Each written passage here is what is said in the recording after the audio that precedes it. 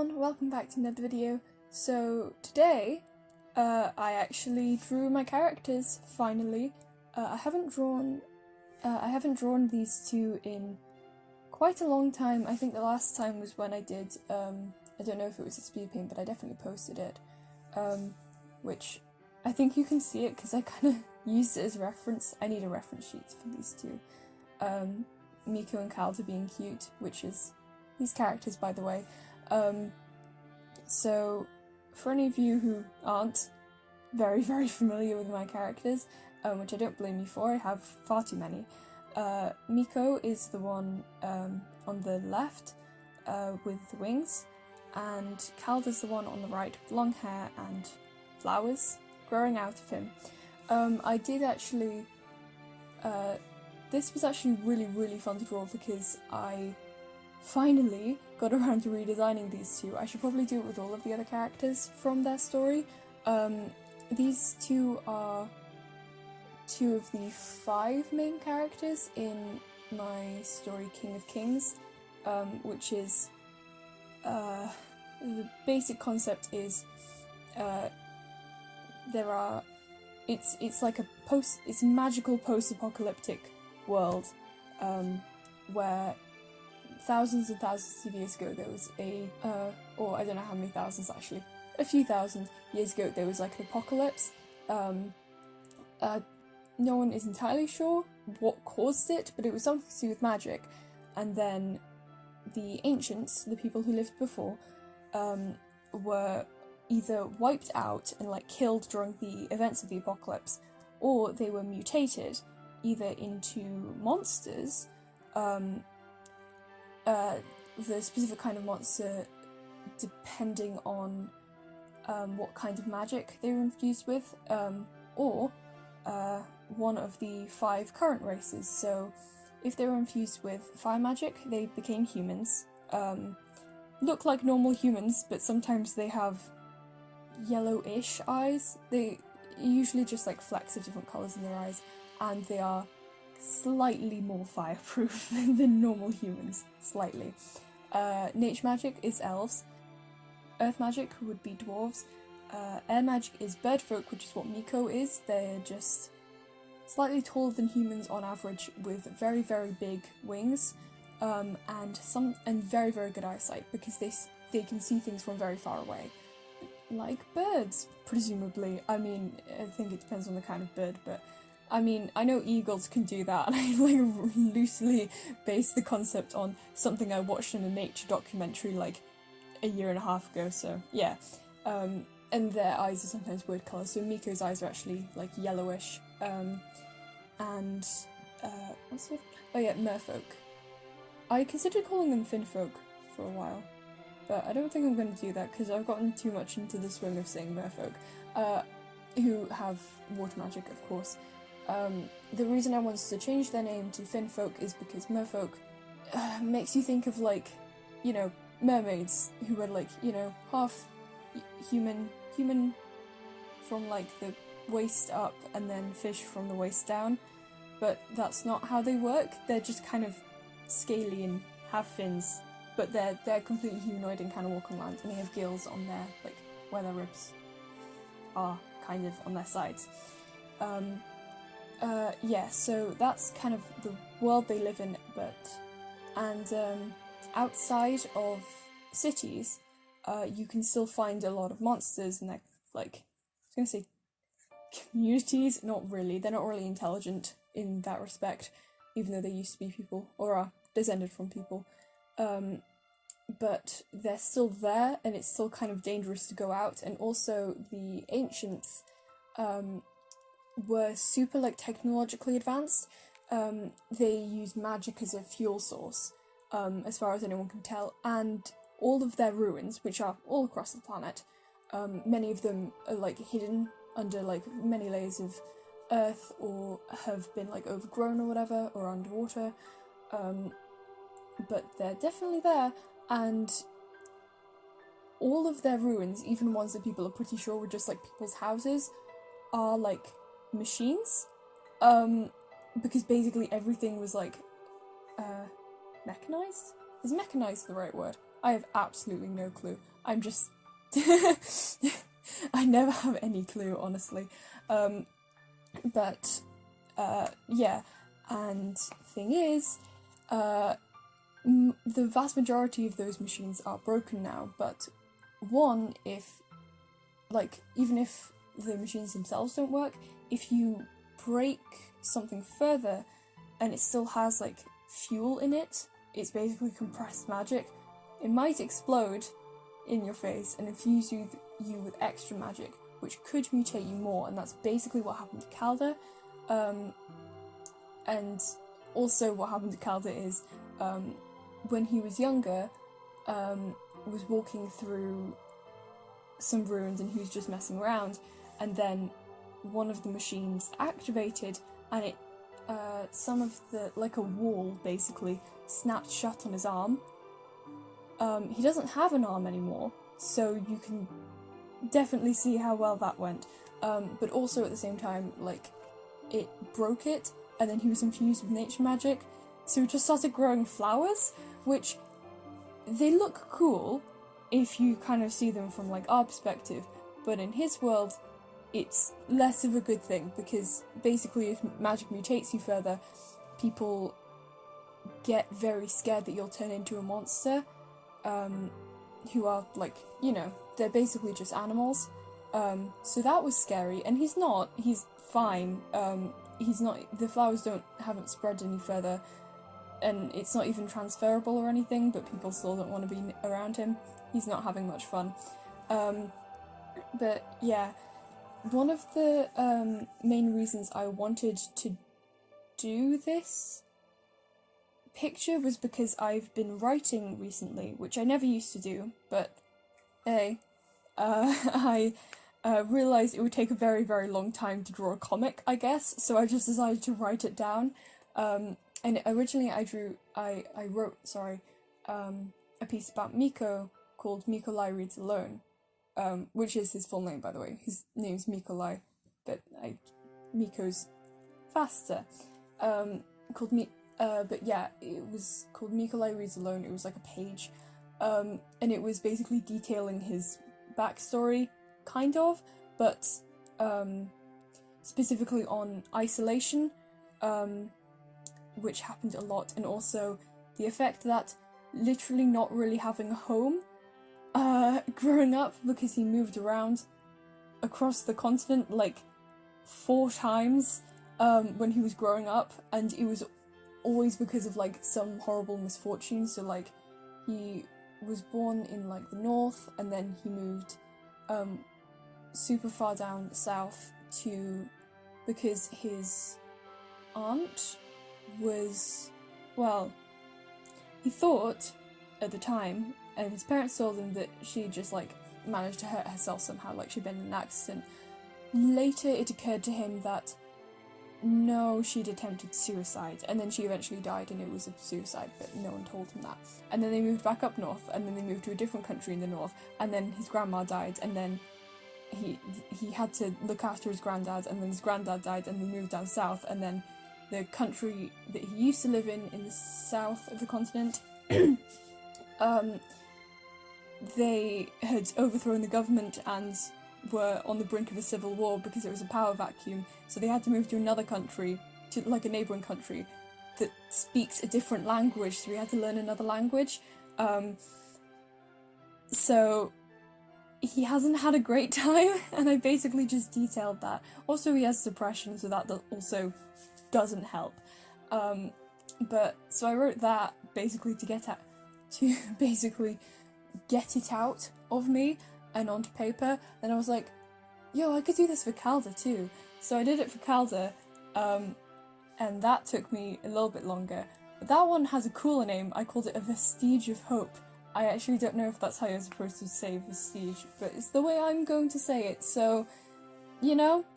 And I'm currently working on a joint piece, for the two of them, which is them working through issues together, kind of.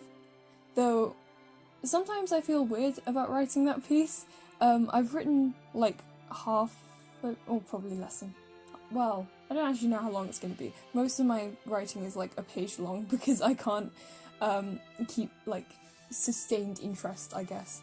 But I felt weird in the beginning when I started writing it because I'm usually very, very much against, well, not in that way. It's because these two are dating. They're dating, by the way. I don't know if I mentioned that, but yeah, they're very, very much in love. But it was strange because I don't usually do things where, like, oh, characters have problems and then they get into a romantic relationship and then their romantic partner fixes all of their problems, or is like the sole reason why their problems are fixed.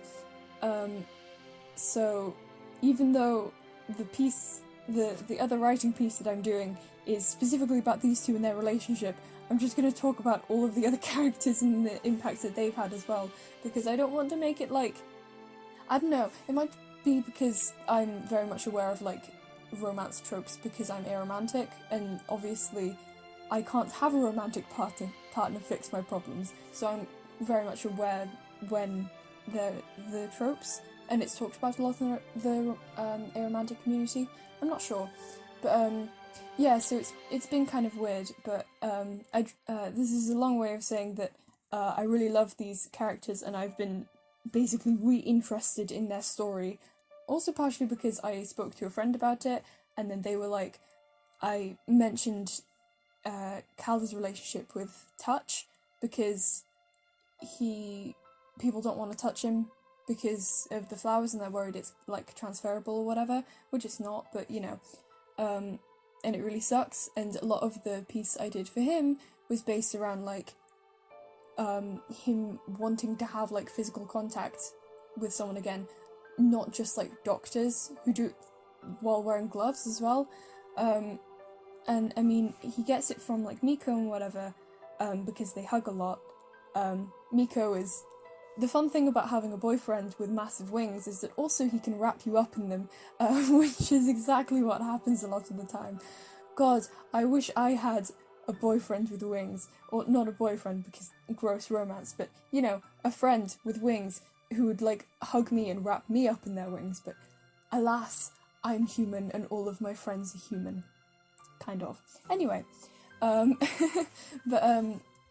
I also started talking to them, and we talked about like, oh, and also like Rowan, they, for a long time, Calder assumed that they didn't want to touch him because they were worried that they would like get infected or whatever, and then Rowan's like, what? No, I'm just really worried that like I'm gonna snap the branches, and I've like, you mentioned that it was like really painful when that happens and I really don't want to hurt you.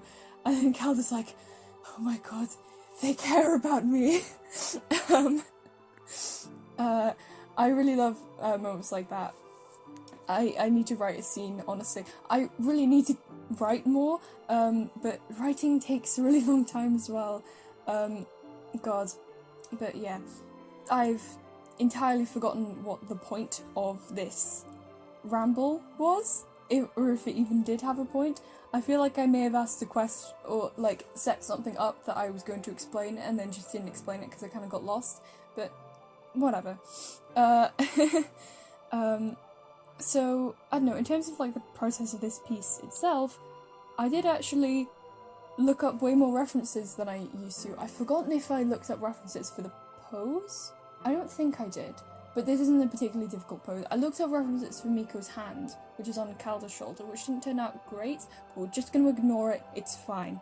And I didn't have to look up references for either of their hairstyles, I don't think. Oh wait, no, that's a lie. I had to look up Dutch braids for Calder's hair.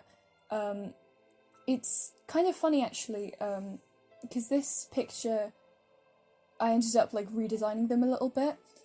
Not like majorly, though I will admit Miko's hair looks entirely different every time I draw him, and there's really nothing I can do about that, other than maybe draw a reference sheet, but god, short hair is literally the worst thing ever. I hate it so much. Miko, I'm so sorry, but you're just never gonna have stable design because your hair sucks, and I hate drawing it. I feel like this might be because I only ever drew characters with long hair when I was younger because I only ever drew girls. But as a result, what is short hair? How does it know? And I can't even use my own hair as reference for the way it moves because I have long hair, kind of. But yeah, Calder's hair.